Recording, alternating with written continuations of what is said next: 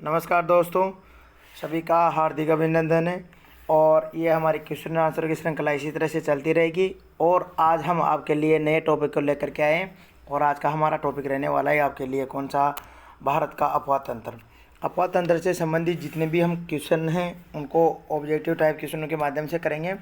इससे पहले जिन्होंने भी पहले के वीडियो नहीं देखे हैं, भारत के भौतिक प्रदेशों वाला, उसमें पर्वत पठार वाला जो मरुस्थल व उससे संबंधित जितने भी क्वेश्चन हैं वह महत्वपूर्ण क्वेश्चन हम उसमें करवा चुके हैं।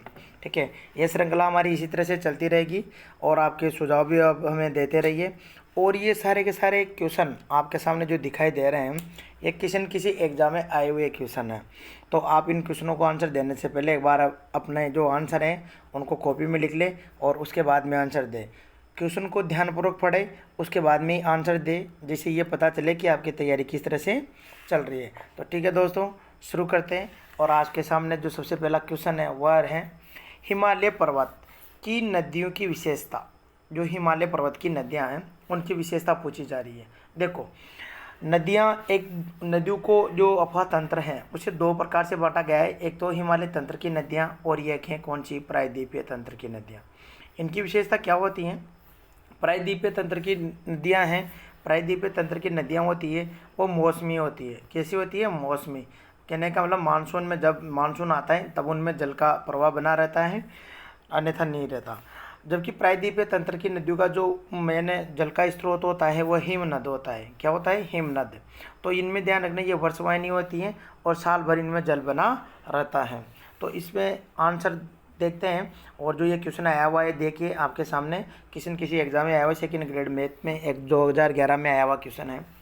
तो विशेषता इसकी वर्ष भर बहती हैं, खंडित प्रवाह है, इसके बाद में अंत में सभी बंगाल की खाड़ी में मिलती हैं और दक्षिण से उत्तर की ओर बहती हैं। ये ध्यान रखिएगा, ये सब गलत है इसके बारे में।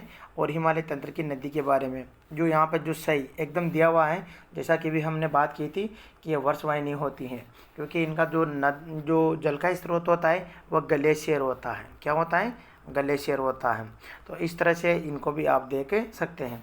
और हिमालय तंत्र की जितनी भी नदियाँ हैं इनकी और विशेषता ये होती है, क्योंकि ये किसकी नदियाँ हैं? ये युवावस्था की नदियाँ हैं। जबकि प्रायद्वीपीय तंत्र की जो नदियाँ होती हैं ये प्रौढ़ावस्था की नदियाँ होती है। प्रौढ़ावस्था की नदियाँ वो होती हैं जो अपनी घाटी को क्या कर चुकी है, गहरा कर चुकी हैं। इनका निर्माण कार्य, जो इनका कार्य है वो समाप्त हो चुका है। जबकि हिमालय तंत्र की नदियाँ हैं उनका निर्माण कार्य अभी भी जारी है। तो इस तरह से कुछ विशेषताओं को भी आप ध्यान में रख सकते हैं। तो आगे देखते हैं हम। अगला जो आपके सामने क्वेश्चन है, ध्यानपूर्वक पढ़ें। कुछ वक्तव्य दिए हुए हैं और उनको ध्यानपूर्वक पढ़ना है आपको। दिया क्या हुआ है उसको देखिए। दिया हुआ है आपके सामने कथन और कारण दिया हुआ है। कथन है हिमालय से निकलने वाली नदियां सतत वाहिनी हैं। सही है क्या? और हिमालय नदियों का उद्गम स्रोत हिमानिया है। कहने का मतलब ग्लेशियर है। दोनों कथन कैसे लग रहे हैं आपको? ऑप्शन के अनुसार आंसर दीजिए। ए सही है परंतु आर गलत है। ए गलत है परंतु आर सही है। ए व आर दोनों सही है। आर ए की पुष्टि करता है। नंबर 4 है ए आर दोनों सही है परंतु ए आर की पुष्टि नहीं करता। तो दोस्तों यहाँ पे जो राइट आंसर रहने वाला है हमारे सामने, राइट आंसर रहने वाला है यहाँ पे कौन सा वाला? राइट आंसर रहने वाला है यहाँ पे नंबर 3। नंबर 3 यहाँ पर राइट आंसर है। ए आर दोनों सही है, आर एक की क्या करता है? पुष्टि करता है। कहने का मतलब ये दोनों सही है और ये इसकी क्या करता है? पुष्टि करता है। तो हिमालय से निकलने वाली नदियाँ भी हमने बात की थी, सतत वाहिनी होती हैं। और हिमालय नदियों का जो उद्गम का जल स्रोत होता है वह हिमनद होता है। तो आगे देखते हैं। अगला क्वेश्चन है आपके सामने दिया हुआ है स्क्रीन पे। अगला क्वेश्चन है गंगा नदी का दूसरा क्या नाम है? तो जो गंगा नदी है उसका दूसरा क्या नाम है आपको सोच के बताना है। और आपने यदि पढ़ रखा है तो ध्यान रखिएगा, जो गंगा नदी है उसका जो उद्गम होता है दो धाराओं के मिलने से होता है। दो धाराओं के मिलने से होता है, एक तो अलकनंदा और एक है भागीरथी। तो ध्यान रखिएगा यहाँ पे जो गंगा नदी का जो नाम है, गंगा नदी का जो दूसरा नाम है वह है कौन सा वाला? भागीरथी। क्या कहलाती है? भागीरथी कहलाती है यहाँ पे। इसका क्या आंसर रहने वाला है? भागीरथी। तो ये भी क्वेश्चन एग्जाम में है। ऑल जितने भी आपके सामने क्वेश्चन लेकर के आ रहा हूँ या करवा रहा हूँ किसी न किसी कॉम्पिटिटिव एग्जाम में आए हुए हैं। तो इनको ध्यानपूर्वक पढ़े। नेक्स्ट अगला क्वेश्चन देखते हैं, ज़्यादा टाइम नहीं लगाएंगे, जल्दी जल्दी क्वेश्चनों को करते हैं। यहाँ पे संगम प्रयाग दिए हुए हैं, नदियों का जो संगम होता है तो प्रयाग दिए हुए हैं। कर्ण प्रयाग स्थित है, कर्ण प्रयाग कहाँ कहाँ पर स्थित है, तो ध्यान रखिएगा। कर्ण प्रयाग की बात करें तो ये नदी आती है, ध्यान रखिएगा कौन सी, अलकनंदा। कौन सी है, अलकनंदा। ये धारा है कौन सी, अलकनंदा। यदि अलकनंदा में ध्यान रखिएगा नदी आकर के मिलती है, अलकनंदा में नदी आकर के मिलती है, ध्यानपूर्वक देखना सब। अलकनंदा में नदी आकर के मिली कौन सी, पिंडारी। कौन सी, पिंडारी। तो प्रयाग बन गया कौन सा, कर्ण प्रयाग। कौन सा, कर्ण प्रयाग। अलकनंदा में यदि नदी आकर के मिली, मंदाकिनी। कौन सी वाली, मंदाकिनी। यदि मंदाकिनी नदी आकर के मिलती है तो बनता है रुद्र प्रयाग। कौन सा प्रयाग, रुद्र प्रयाग। यदि अलकनंदा में नदी आकर के मिलती है, भागीरथी। कौन सी, भागीरथी। तो बनता है यहाँ पे ध्यान रखिएगा कौन सा, देव प्रयाग। और देव प्रयाग में ही गंगा नदी को गंगा नदी के नाम से जाना जाता है। दोनों की संयुक्त धारा गंगा कहलाती है। तो यहाँ पे आपके सामने जो राइट आंसर रहने वाला है, आपके सामने राइट आंसर रहने वाला है, अलकनंदा में कौन सी नदी आकर के मिलती है, पिंडारी नदी आकर के मिलती है। अलकनंदा और जहाँ धौली गंगा आकर के मिलती हैं, ठीक है, दो धाराएं मिलती हैं। यहाँ पे ध्यान का विष्णु प्रयाग संगम होता है, भागीरथी और पिंडारी। देखना ये भागीरथी ध्यान रखिएगा और ये पिंडारी, ये इसका आंसर नहीं है। भागीरथी और अलकनंदा जहाँ दोनों आकर के मिलती हैं ये कहलाती हैं कहाँ पे, गंगा नदी इसका नाम है होता है। तो इस तरह से इसको आप, इसका जो राइट आंसर है आपने देख लिया, इसका राइट आंसर है क्या, राइट आंसर है इसका कौन सा, अलकनंदा। तो नेक्स्ट आगे की बात करते हैं, अगले क्वेश्चन की ओर चलते हैं। रुद्रप्रयाग किन दो नदियों के संगम पर स्थित है, तो अभी हमने जस्ट बात की थी रुद्र, भागीरथी और अलकनंदा। भागीरथी और अलकनंदा की बात की जाए, भागीरथी अलकनंदा यहाँ बनेगी कौन सी, गंगा। दोनों की संयुक्त धारा गंगा कहलाएगी। मंदाकिनी और अलकनंदा जहाँ बनती हैं वहाँ पे रुद्रप्रयाग होता है, रुद्रप्रयाग। और नंदखी और अलकनंदा जहाँ आकर के मिलती है वहाँ नंद प्रयाग कहलाता है। धौली गंगा और अलकनंदा जहाँ पर आकर के मिलती है यहाँ पे विष्णु प्रयाग कहलाता है। तो इसका राइट आंसर रहने वाला है, ध्यान रखिएगा कौन सा वाला, मंदाकिनी और अलकनंदा। नेक्स्ट अगला क्वेश्चन देखते हैं। भारत की किस नदी में डुबकी लगाने पर आत्मा की शुद्धि होने का विश्वास किया जाता है, ये क्वेश्चन आया हुआ है, राजस्थान पुलिस में आया हुआ है। और इसके चारों आंसर देख लीजिए कौन सी नदी है। तो इसका राइट आंसर है, सभी को पता है कौन सी, हमारी जो सबसे पवित्र नदी मानी जाती है, जिसको मानव का दर्जा भी दिया जाता है, गंगा नदी, ठीक है। और गंगा नदी में गांगे डॉल्फिन भारत का राष्ट्रीय जलीय जीव भी पाया जाता है, गांगे डॉल्फिन, ठीक है, ये भारत का राष्ट्रीय जलीय जीव है। और इसे ध्यान रखिएगा 5 अक्टूबर 2009 को भारत का राष्ट्रीय जलीय जीव क्या किया गया था, घोषित किया गया था। नेक्स्ट अगला देखते हैं। कोसी व काली सिंध जिस अपवाह तंत्र से जुड़ी हुई नदियां हैं, कोसी और काली सिंध जिस नदी अपवाह तंत्र से जुड़ी हुई है, तो ये कोसी और काली दोनों ध्यान रखिएगा, ये जो जुड़ी हुई है ये कोसी नदी, और कोसी नदी को ध्यान रखिएगा दोस्तों कि इसका शोक बिहार का शोक कहा जाता है, इसको बिहार का शोक कहा जाता है। सिंधु नदी है जो ये ध्यान रखिएगा, ये गंगा की सहायक नदी है, ठीक है, गंगा की, तो ये गंगा नदी तंत्र से जुड़ी हुई नदियां हैं। नेक्स्ट अगला क्वेश्चन है आपके सामने। गंगा की कौन सी नदी दाएं किनारे की सहायक नदी नहीं है, दाएं तट पर आकर के मिलने वाली सहायक नदी नहीं है। तो ध्यान रखिएगा ये CET में आया हुआ क्वेश्चन है, दाएं किनारे पर आकर मिलने वाली सहायक नदी नहीं है। तो दाएं किनारे पर आकर मिलने वाली जो सहायक नदी हैं वह कोसी हैं, ध्यान रखिएगा, इधर से गंडक है, घाघरा है, लेकिन यमुना नदी ध्यान रखिएगा ये दाईं ओर से आकर के मिलने वाली गंगा की सहायक नदी है। और जो यमुना नदी की बात की जाए तो यमुना नदी दाईं ओर से मिलने वाली एकमात्र गंगा की ऐसी सहायक नदी है जिसका उद्गम कहाँ से होता है, हिमालय से होता है। कहाँ से होता है, हिमालय से होता है। तो राइट इजी आंसर इसका रहने वाला है कौन सा वाला, इसका राइट आंसर है यमुना नदी। कौन सी, यमुना नदी। अगला क्वेश्चन है आपके सामने। जो नदी जो कि गंगा नदी तंत्र का अंग नहीं है, कहने का मतलब नदी गंगा नदी का भाग नहीं है, कौन सी है, घाघरा। कोसी, गंडक, चिनाब। तो ध्यान रखिएगा, घाघरा हैं, कोसी हैं, गंडक हैं, ये सारी की सारी गंगा नदी का तंत्र है, जबकि चिनाब है, ध्यान रखिएगा चिनाब सिंधु नदी तंत्र का भाग है, सिंधु की सहायक नदी है। अगला क्वेश्चन, टिहरी पनबिजली कॉम्प्लेक्स निम्न में से किस एक नदी पर अवस्थित है? तो टिहरी, ध्यान रखिएगा टिहरी बांध भी बना हुआ है, ध्यान रखिएगा कौन सी नदी पर? भागीरथी नदी पर स्थित है।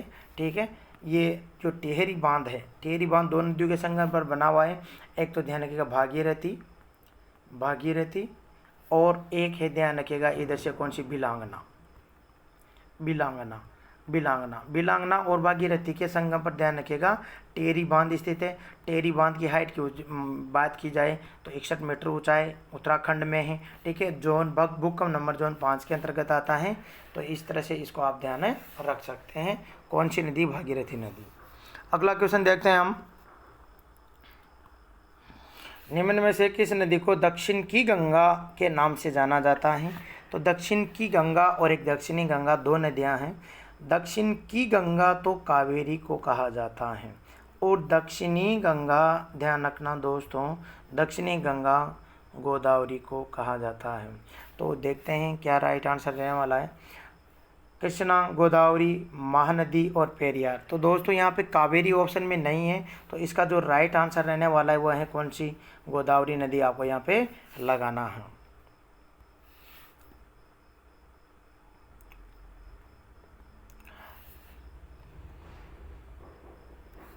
त्र्यंबक श्रेणी भारत की किस नदी का स्रोत है? कहने का मतलब त्र्यंबक जो महाराष्ट्र श्रेणी है, महाराष्ट्र में स्थित है, इनसे कौन सी नदी निकलती है? तो सीधी सी बात है, नदी निकलती है कौन सी? गोदावरी।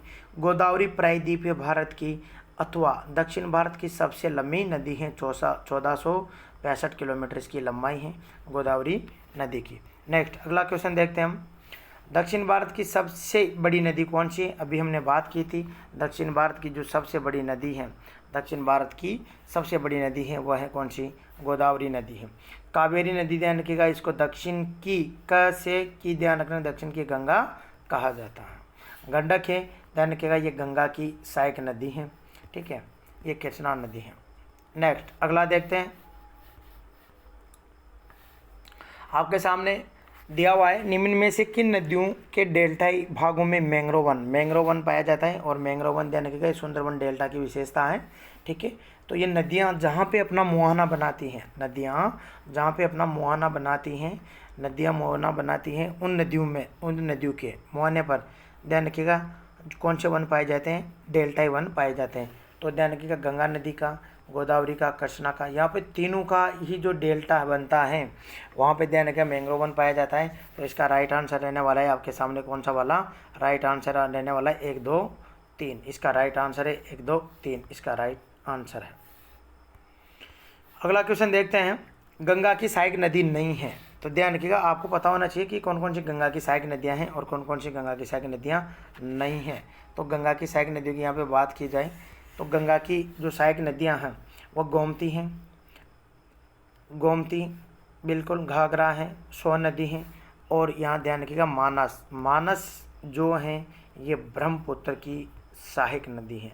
कहाँ से? ब्रह्मपुत्र की सहायक नदी है। तो इसका राइट आंसर रहने वाला है मानस, राइट आंसर।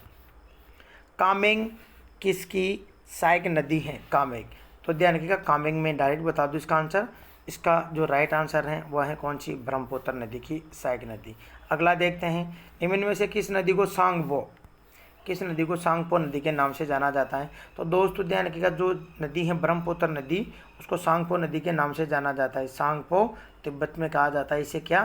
सांगपो कहा जाता है। ब्रह्मपुत्र नदी को ही कहा जाता है क्या? सांगपो नदी कहा जाता है। नेक्स्ट, कापिली जिसकी सहायक नदी है वह नदी है, ये आपको अधिकांशतः जो इनमें से जो क्वेश्चन पूछे जाते हैं इन नदियों में से सहायक नदियों को लेकर के क्वेश्चन बनते हैं। तो जो कापिली नदी है वह ध्यान रखिएगा किसकी? ब्रह्मपुत्र की सहायक नदी है। अगला सुमेलित करना है आपको, सुमेलित कीजिए, आरएस में आया हुआ क्वेश्चन है। क्या सुमेलित करना है? एक तरफ तो आपको दी हुई है यहाँ पे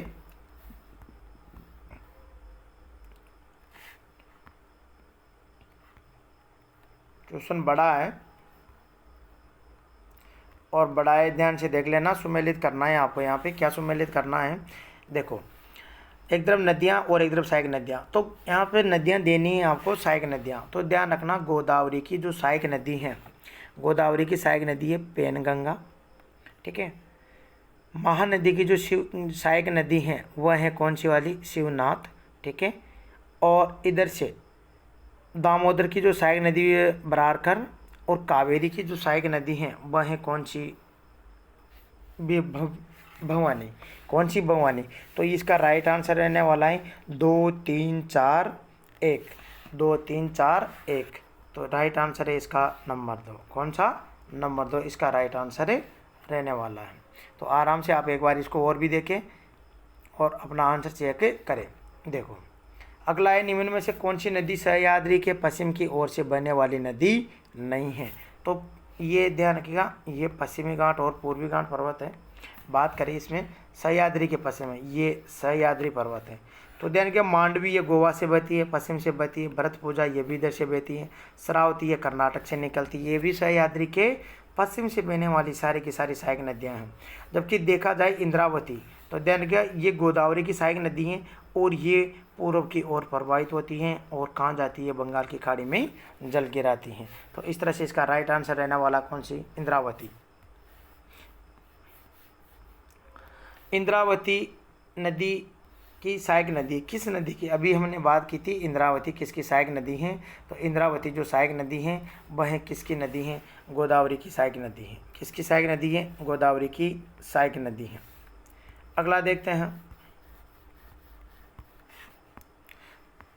ठीक है। तो दोस्तों इस तरह से ये आज के क्वेश्चन इतने से ही हैं, ठीक है।